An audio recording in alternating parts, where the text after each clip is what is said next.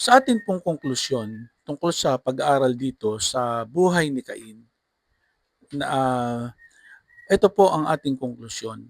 Batay sa kasulatan, ang pinakamakatwirang sagot ay na ang asawa ni Cain ay isa sa mga anak na babae ni Adan at Eva o isa sa kanyang malapit na kamag-anak mula sa unang henerasyon ng tao.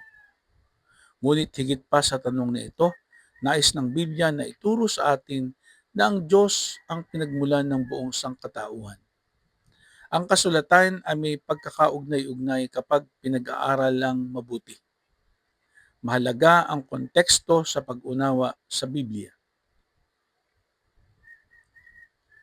Ang pangunahing mensahe ng kwento ni Cain ay tungkol sa kasalanan, pananagutan, at awa ng Diyos.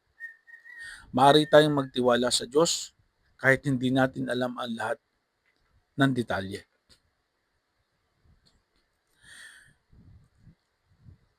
Ito po ang pwede natin gawin na hamon sa buhay.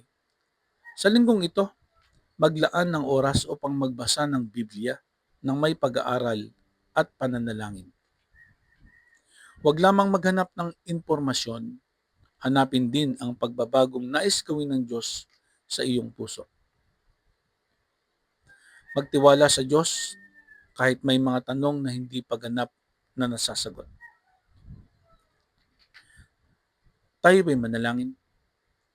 Amang Diyos, salamat sa iyong salita na nagbibigay liwanag sa aming mga katanungan at gumagabay sa aming pananampalataya. Tulungan mo kaming maging masigasig sa pag-aaral ng Biblia at magkaroon ng pusong handang matuto at sumunod. Kapag may mga bagay kaming hindi nauunawaan, turuan mo kaming magtiwala sa iyong katanungan at kabutihan. Sa pangalan ni Jesus, Amen. Maraming salamat po at nawa po'y muli tayong magkasama-sama sa susunod na mga Bible sharing. God bless. To God be the glory.